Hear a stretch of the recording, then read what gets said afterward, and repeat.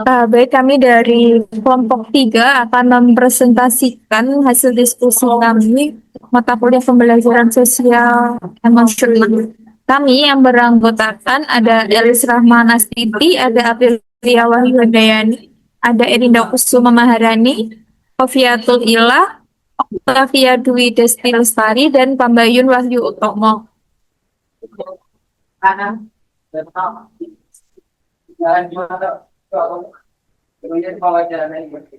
Baik, kami akan membahas LK 2.1 tentang pengalaman saat di bangku sekolah, LK 2.2 analisis kasus, dan 2.3 karakteristik guru sebagai teladan.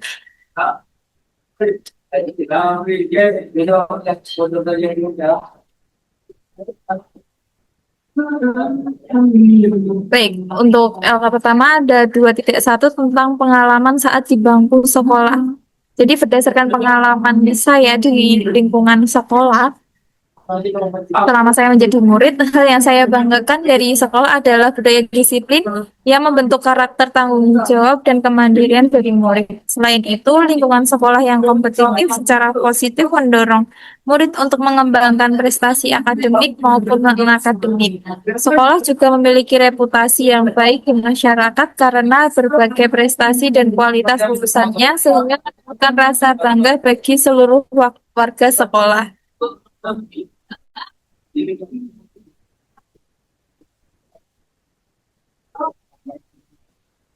Selanjutnya, seberapa puas diri Anda terhadap iklim atau kondisi di sekolah Anda? Berdasarkan pengalaman saya sebagai murid, saya merasa puas terhadap iklim dan kondisi sekolah karena lingkungan belajar yang kondusif, aman, serta mendukung perkembangan akademik dan karakter. Guru mampu menciptakan pembelajaran yang menyenangkan, dukung sarana dan prasarana yang memadai. Namun, sekolah masih dapat meningkatkan kesempatan bagi murid untuk menyampaikan pendapat dan berpartisipasi dalam pengambilan keputusan di lingkungan sekolah.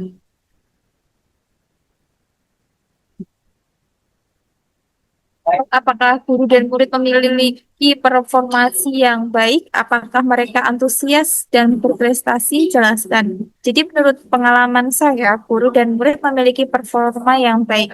Guru menguasai materi dan menggunakan metode pembelajaran bervariasi sehingga pembelajaran menjadi lebih menarik dan interaktif. Murid juga antusias mengikuti pembelajaran serta aktif berpartisipasi dalam berbagai kegiatan dan perlombaan sehingga mampu meraih prestasi akademik maupun non-akademik.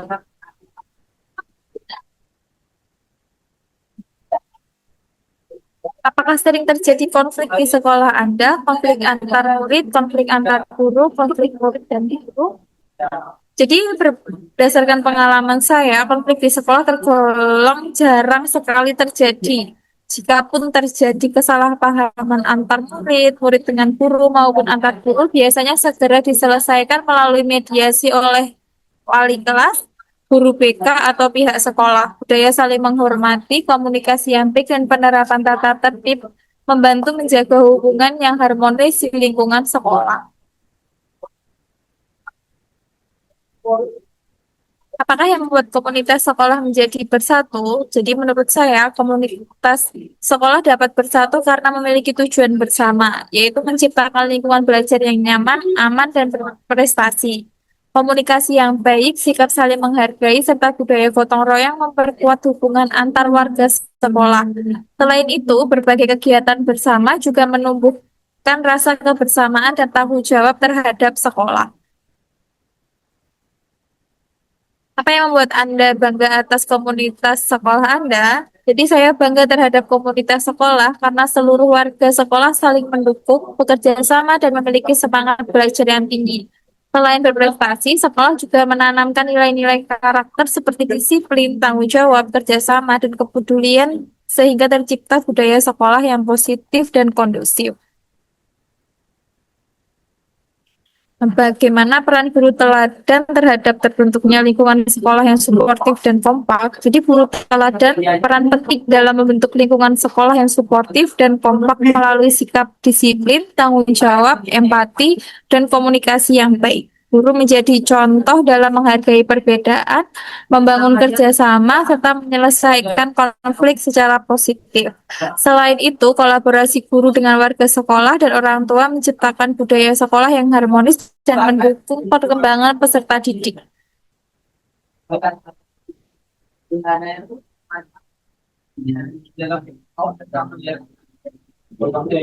Baik, selanjutnya akan dijelaskan oleh rekan saya.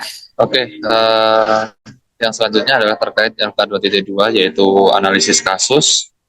Ringkasan kasusnya adalah seorang murid kehilangan uang SPP dan melaporkannya kepada guru.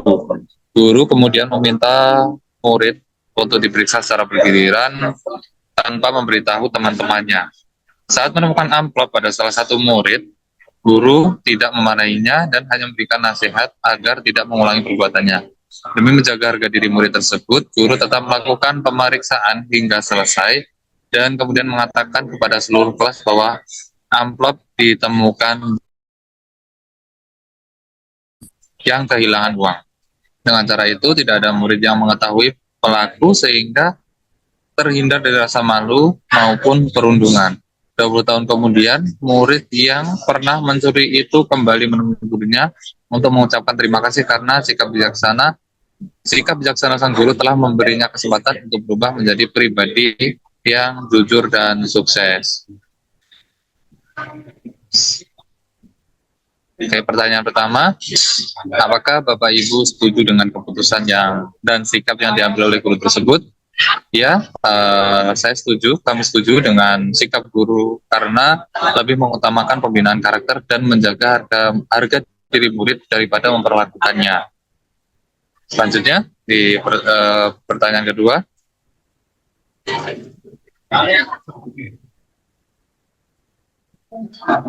apakah sikap seperti ini berlaku mutlak untuk semua kondisi murid? Sikap kondisi tersebut tidak dapat diterapkan pada semua situasi jika pelanggaran berulang atau berdampak serius.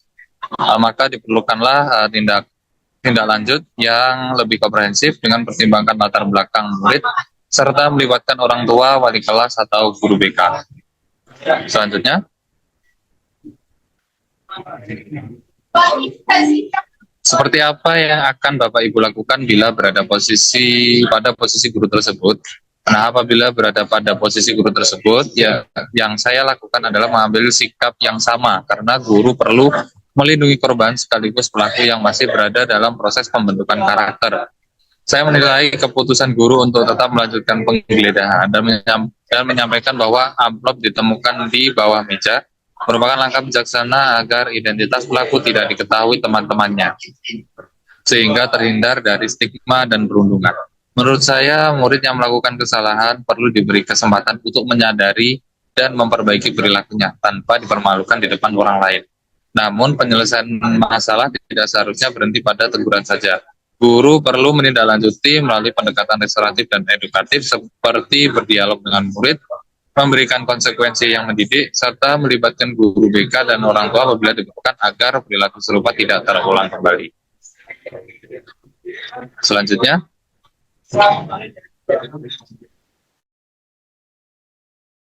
contohkan oleh guru tersebut, hubungkan dengan konsep PSC pada contoh keteladanan yang dimaksud.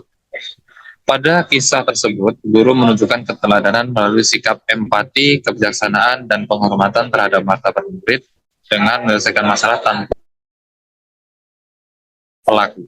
Guru juga mencerminkan 5 kompetensi CASEL, yaitu ada kesadaran diri, tetap tenang, kemudian ada manajemen diri, yaitu dengan mengendalikan emosi dan tindakan, kemudian ada kesadaran sosial dengan berempati kepada pelaku dan korban, kemudian keterampilan berrelasi, yaitu melakukan berkomunikasi dengan penuh penghargaan, serta pengambilan keputusan yang bertanggung jawab, yaitu dengan melindungi semua pihak dan mendukung pembentukan karakter murid. Selanjutnya akan dilanjutkan oleh rekan saya. Baik, ingin melanjutkan selanjutnya tentang pertanyaan pemahaman 1 di LK 2.2. Yang pertama, apa fungsi dari kompetensi EMC 2 secara umum? Yaitu yang pertama adalah empati, yaitu kemampuan memahami perasaan dan perspektif murid untuk membangun hubungan yang positif serta mendukung kebutuhan mereka. Yang kedua ada mindfulness atau kesadaran penuh, yaitu kemampuan menyadari dan mengelola emosi dengan tenang sehingga mampu merespon situasi kelas secara tepat. Yang ketiga, compassion atau bela rasa, yaitu kepedulian untuk membantu orang lain dan diri sendiri dengan tetap menjaga batas emosional agar tidak mengalami stres berlebihan. Yang terakhir, critical inquiry, yaitu penalaran kritis, merupakan kemampuan menganalisis informasi secara rasional dan berbasis bukti untuk mengambil keputusan yang objektif dan mendorong perubahan positif. Next. Yang pertanyaan kedua, mengapa penting bagi guru untuk memahami dan menerapkan EMC 2? Karena EMC 2 terdiri atas 4 komponen, yaitu empati, mindfulness, compassion, dan critical inquiry. Kompetensi ini membantu guru untuk yang pertama memahami kebutuhan murid dengan mengenali perasaan, kondisi, dan tantangan yang mereka hadapi sehingga pembelajaran lebih sesuai. Yang kedua, menciptakan lingkungan belajar yang aman dan nyaman melalui sikap peduli, menghargai, dan tidak menghakimi sehingga murid mereka percaya diri untuk belajar. Yang ketiga, mengelola emosi dan mengambil keputusan secara bijaksana dengan tepat, tenang, dan mengendalikan emosi serta menganalisis situasi berdasarkan fakta. Yang terakhir, menjadi teladan bagi murid dalam menunjukkan empati, kepedulian, pengendalian diri, dan cara berpikir yang objektif. Next. Selanjutnya, pertanyaan yang ketiga, hal-hal baru yang Anda pelajari dari video, link YouTube yang diberikan sebelumnya. Jadi sebelum mempelajari materi ini, saya sudah mengetahui beberapa hal tentang 4 kompetensi EMC 2 meskipun belum secara mendalam. Yaitu yang pertama, empati, memahami perasaan, kebutuhan, dan sudut pandang murid agar dapat memberikan pendampingan yang sesuai. Yang kedua, mindfulness atau kesadaran penuh, yaitu menyadari dan mengendalikan emosi sehingga dapat bersikap tenang dalam menghadapi berbagai situasi. Yang ketiga, compassion atau bela rasa, yaitu menunjukkan kepedulian kepada orang lain melalui tindakan nyata untuk membantu saat mereka mengalami kesulitan. Yang terakhir, critical inquiry atau penalaran kritis, yaitu mengumpulkan dan menganalisis informasi dari berbagai sudut pandang sebelum mengambil keputusan berdasarkan fakta. Next.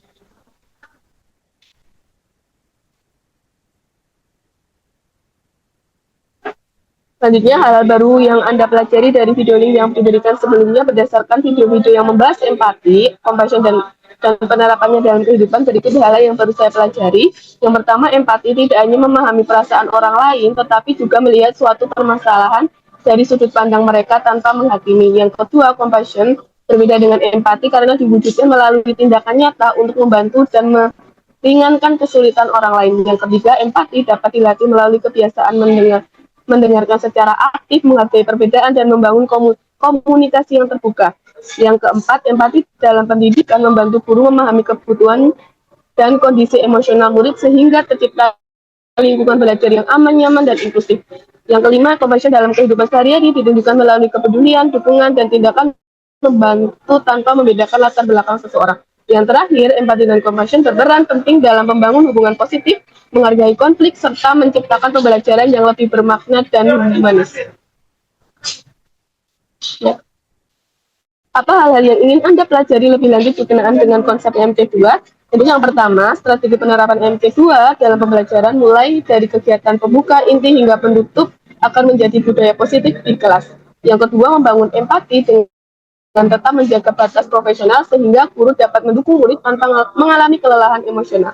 Yang ketiga, teknik mindfulness yang praktis seperti to fit one breath, set intention, dan I'm aware untuk membantu guru mengelola emosi saat mengajar.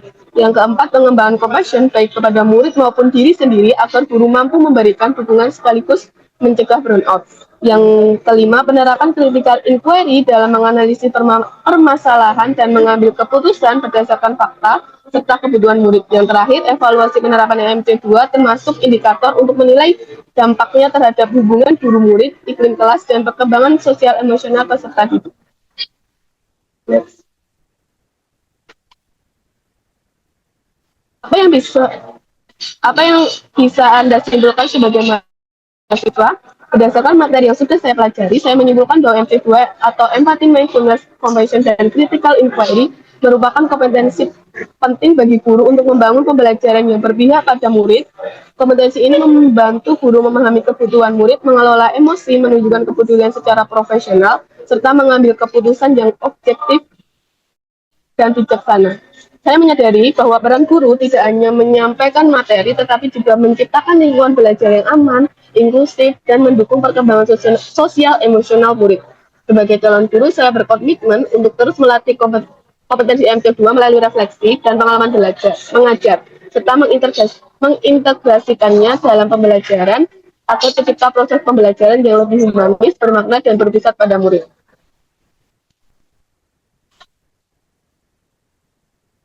Presentasi selanjutnya akan dilanjutkan oleh rekan saya. Baik, untuk yang selanjutnya adalah pertanyaan pemahaman 2. Yang pertama, mengapa ketika guru memiliki kemampuan sosial emosional yang baik dapat menjadi agen perubahan di sekolah? Jelaskan. Jadi, guru yang memiliki kemampuan sosial emosional yang baik dapat menjadi agen perubahan karena mampu membangun hubungan yang positif dengan murid, rekan sejawat, maupun orang tua. Guru tidak hanya berperan sebagai penyampai materi, tetapi juga menjadi teladan dalam menunjukkan empati, mengelola emosi, kerjasama, serta mengambil keputusan secara bijaksana. Kemampuan sosial emosional membantu guru menciptakan lingkungan belajar yang aman, nyaman, dan inklusif sehingga murid merasa dihargai serta lebih berani untuk belajar dan mengembangkan potensinya. Kemudian pertanyaan yang kedua, seberapa penting keterampilan sosial dalam proses pembelajaran atau saat layanan BK dan apakah fungsinya? Nah, keterampilan sosial merupakan kompetensi profesional yang penting bagi guru dalam proses pembelajaran maupun layanan BK dan konseling untuk menciptakan pembelajaran yang aman, kondusif, dan mendukung perkembangan akademik serta sosial emosional peserta didik. Melalui keterampilan relasi seperti komunikasi efektif, kerjasama, dan penyelesaian konflik, pembelajaran kolaboratif dapat berjalan bermakna sekaligus membangun caring relationship yang membuat murid merasa diterima dan terbuka dalam layanan BK. Kompetensi ini diperkuat oleh prinsip EMC2 atau Empathy, Mindfulness, Compassion, and Critical Inquiry yang membantu guru memahami akar masalah, mengendalikan emosi secara profesional, serta mengambil keputusan yang bijaksana. Pada akhirnya, keterampilan sosial menjadikan guru agen perubahan yang tidak hanya menyampaikan materi, tetapi juga membentuk karakter dan kesejahteraan emosional murid. Lalu, pertanyaan yang ketiga, apa yang bisa Anda simpulkan dari materi kedua itu? EMC2 merupakan kerangka kerja dari UNESCO dan GIEP yang mencakup 4 kompetensi utama untuk membangun situasi belajar positif serta mengoptimalkan layanan bimbingan konseling. Keempat aspek tersebut meliputi yang pertama ada empati, yaitu kemampuan memahami kondisi dan emosi murid secara mendalam, yang terbagi menjadi kognitif empati, yaitu memahami perspektif. Kemudian ada yang kedua emosional empati, yaitu merasakan apa yang dirasakan orang lain. Kemudian yang terakhir ada actionable empati, yaitu memberikan tindakan nyata. Kemudian aspek yang kedua adalah compassion atau bela rasa, di mana bela rasa itu merupakan kemampuan menjaga jarak psikologis yang sehat agar dapat membantu murid secara objektif tanpa merasa kewalahan, yang didukung oleh sikap sensitif, simpatik, empatik, motivatif, toleran terhadap tekanan, dan tidak menghakimi atau non-judgment. Kemudian aspek yang ketiga ada mindfulness atau kesadaran diri. Mindfulness ini merupakan kemampuan menyadari dan menerima pengalaman sendiri tanpa menghakimi untuk menjaga kesadaran emosi guru saat menghadapi kendala pembelajaran. Di mana mindfulness ini dapat dilatih melalui teknik 2 feet 1 breath, set intention, dan and aware technique. Nah, dan yang terakhir itu ada aspek critical inquiry atau penalaran kritis, di mana ini merupakan kemampuan memperoleh informasi melalui pengamatan, pengalaman, dan pemikiran untuk dianalisis secara mendalam dan objektif. Demikian yang dapat saya sampaikan. Untuk selanjutnya akan disampaikan oleh rekan saya. Terima kasih. Baik, izin melanjutkan terkait lembar kerja 2.3 yaitu karakteristik guru sebagai teladan, di mana yang pertama itu ada tantangan, di mana berdasarkan pengalaman saya selama melaksanakan PPL itu menjadi teladan dalam aspek sosial emosional ternyata tidak mudah, di mana guru itu dituntut untuk tetap sabar, mampu mengendalikan emosi, serta memperlakukan semua murid itu dengan adil meskipun kondisi kelas tidak selalu kondusif. Tantangan yang paling sering saya temui adalah ketika ada beberapa murid itu yang sulit diatur, berbicara sendiri saat pembelajaran atau kurang memperhatikan penjelasan guru. Nah, pada situasi seperti itu guru harus mampu mengelola emosi, kemudian memberikan respon yang justru membuat suasana kelas itu menjadi kurang nyaman. Sebagai calon guru profesional, saya merasa kemampuan tersebut masih terus saya pelajari. Saya sudah mulai berusaha menerapkannya, tetapi saya juga menyadari bahwa masih perlu banyak pengalaman untuk mengenal berbagai karakter murid. Salah satu pengalaman yang saya alami adalah ketika ada beberapa murid yang asik mengobrol di luar materi saat diskusi kelompok, sehingga kelompok lain itu menjadi terganggu. Awalnya saya merasa kesal, tetapi saya mencoba mendekati mereka secara baik-baik, menanyakan kendala yang mereka alami, kemudian mengingatkan kembali tujuan kegiatan pembelajaran. Nah, setelah itu mereka mulai kembali fokus mengikuti pembelajaran. Dari pengalaman tersebut, saya belajar bahwa pendekatan yang tenang dan menghargai murid itu lebih efektif dibandingkan langsung memarahi mereka di depan teman-temannya. Kemudian next. Oke, yang kedua terkait strategi yang perlu dikembangkan, yaitu menurut saya ada beberapa hal yang perlu saya lakukan agar dapat menjadi guru yang mampu menjadi teladan bagi murid. Pertama, saya perlu terus melatih kemampuan mengelola emosi sehingga tetap tenang ketika menghadapi beberapa situasi di kelas. Kedua, saya harus membiasakan diri berkomunikasi dengan sopan, menghargai pendapat murid, dan memberikan contoh perilaku yang baik dalam setiap kegiatan pembelajaran. Ketiga, saya perlu terus belajar melalui pelatihan, membaca referensi tentang pembelajaran sosial emosional, serta meminta masukan dari guru pamong maupun dosen pembimbing mengenai cara saya berinteraksi dengan murid. Selain itu, saya juga perlu melakukan refleksi setelah mengajar untuk mengetahui hal-hal yang sudah berjalan dengan baik dan bagian mana yang perlu saya perbaiki nantinya. Dengan cara tersebut, saya berharap dapat terus berkembang menjadi guru yang tidak hanya mengajarkan materi, tetapi juga bisa menjadi contoh sikap positif bagi setiap murid. Next. Selanjutnya, peran sekolah yang mendukung agar guru itu dapat menjadi teladan bagi muridnya. Jadi sekolah itu dapat mendukung guru menjadi teladan dengan menciptakan budaya sekolah yang positif dan mendukung pengembangan profesional maupun karakter guru.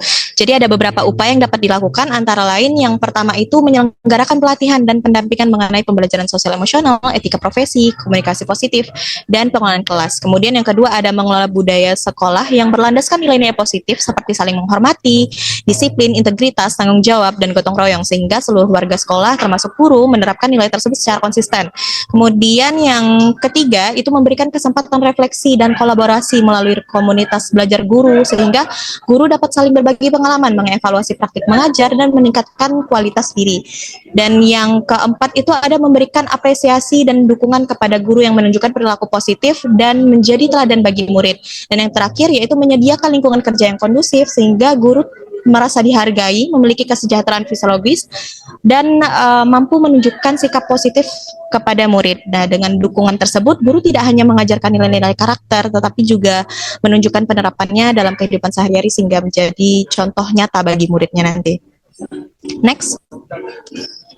Yang terakhir ada pengaruh pembelajaran sosial emosional. Jadi pembelajaran sosial emosional itu membantu guru mengembangkan kompetensi sosial dan emosional yang sangat penting dalam menjalankan perannya sebagai teladan. Melalui pembelajaran sosial emosional ini, guru belajar mengenali dan mengelola emosinya, memahami perasaan orang lain, membangun hubungan yang positif, serta mengambil keputusan yang bertanggung jawab. Ketika kompetensi tersebut berkembang, guru akan lebih sabar dalam menghadapi berbagai karakter murid, mampu berkomunikasi dengan empati, mengelola konflik secara bijaksana, serta memberikan respons yang positif dalam berbagai situasi. Sikap-sikap tersebut akan dicontoh oleh murid karena mereka belajar tidak hanya dari materi yang disampaikan, tetapi juga dari perilaku guru sehari-hari. Nah, dengan demikian pembelajaran sosial emosional itu membentuk karakter guru yang lebih reflektif, peduli, bertanggung jawab, dan berintegrasi, di mana guru menjadi teladan yang mampu menciptakan lingkungan belajar yang aman, nyaman, inklusif, serta mendukung perkembangan karakter dan kesejahteraan sosial emosional murid. Kurang lebih begitu dari presentasi saya, kemudian akan dilanjutkan oleh rekan saya.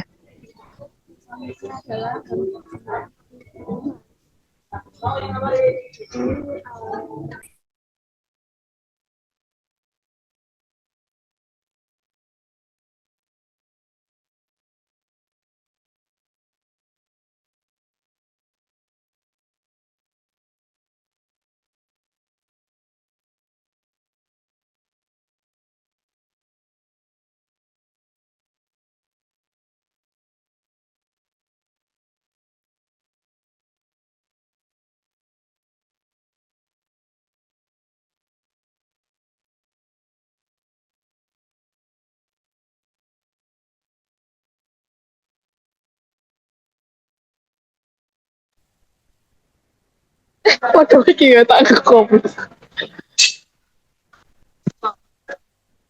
Ini coba gue coba.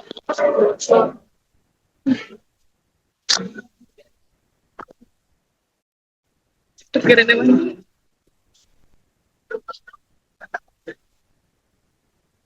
Oke, selanjutnya adalah gambaran profil guru melalui film Laskar Pelangi. Oke, jadi apa yang pertama kali saya pikirkan ketika menonton film Laskar Pelangi, yang pertama adalah semangat untuk tetap tumbuh meskipun fasilitas sekolah sangat terbatas. Kemudian guru itu dapat berperan sebagai menunjukkan dedikasi tinggi sebagai pendidik, pembimbing, motivator, dan teladan. Kemudian saya mendapati bahwa pendidikan itu menjadi sarana untuk membuka kesempatan dan juga membuka masa depan bisa dididik. Film Laskar Pelangi ini menangkan nilai karakter seperti kerja sama, persahabatan, kepedulian, rasa syukur, dan pantang menyerah. Kemudian soal nomor kedua mengenai apa yang saya pelajari di film tersebut jika dikaitkan dengan karakteristik guru sebagai teladan. Yang pertama adalah konsisten antara ucapan dan tindakan sehingga menjadi contoh nyata bagi murid. Kemudian sabar dan tangguh menghadapi berbagai keterbatasan serta tantangan dalam pembelajaran. Soalnya kepercayaan pada potensi masing-masing murid tanpa memandang latar belakang ekonomi maupun kemampuan awal. Itu seperti yang terlihat di Bintang. Kemudian berperan lebih sebagai pengajar, yaitu sebagai pembimbing, motivator, dan juga ini terhadap perkembangan murid. Dan keteladanan guru itu terlihat dari nilai sikap, kepedulian, dan bukan dari kelengkapan fasilitas saja. Jadi sebenarnya Laskar Pelangi menunjukkan bahwa keteladanan guru paling nyata diujikan justru saat sumber daya minim. Disinilah konsistensi nilai kesabaran, kepercayaan pada murid, dan kehadiran yang mulus benar-benar terlihat.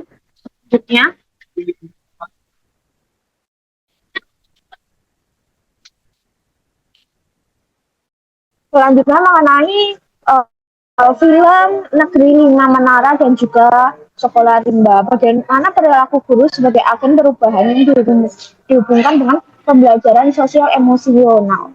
Pada Negeri Menara itu menampilkan Kiai Amin Rais dan para ustadz di Pondok Madani yang menanamkan semangat menjaga wajah, bukan lewat ceramah, tetapi lewat keteladanan hidup sehari-hari, disiplin, sederhana, konsistensi. Guru mencontohkan untuk konsisten menepati perkataannya, itu menjadi agen perubahan dengan membentuk pola pikir murid secara bertahap dan berulang, bukan instan. Pada sekolah rimba menunjukkan sisi berbeda, yaitu guru yang keluar dari zona nyaman, masuk ke dalam komunitas terpencil cukup pedalaman, perjalanan suku anak dalam dan menyesuaikan cara mengajar dengan kondisi kultural masyarakat setempat, bukan memaksakan sistem dari luar. Selanjutnya, hal yang bisa dipelajari dan kaitannya dengan pembelajaran sosial emosional adalah yang pertama, empati budaya sebagai perubahan. Guru berhasil karena memahami konteks dan kebutuhan murid terlebih dahulu.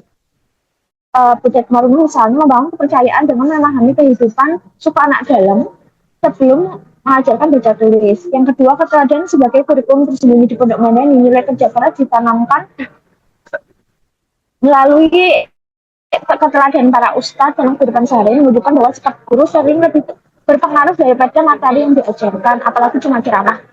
Selanjutnya, berani mengambil keputusan bertanggung jawab. Kiai Rais, Butet Mangun berani mengambil langkah yang tidak populer demi tujuan pendidikan jangka panjang. Ini kan pengambilan keputusan berlandaskan nilai, bukan kenyamanan saat. Kesimpulan yang saya dapat ambil dari kedua film ini bahwa guru sebagai agen perubahan selalu bermula dari kemampuan sosial emosional yang kuat, memahami konteks, membangun kepercayaan, dan konsisten pada nilai sebelum perubahan struktural atau akademik apapun bisa terjadi. Oke, sekian presentasi dari kelompok kami. Selanjutnya, ini adalah sumber referensi yang digunakan oleh kelompok kami. Sekian, kurang lebihnya kami mohon maaf. Wassalamualaikum warahmatullahi wabarakatuh. Waalaikumsalam warahmatullahi wabarakatuh. Assalamualaikum warahmatullahi wabarakatuh.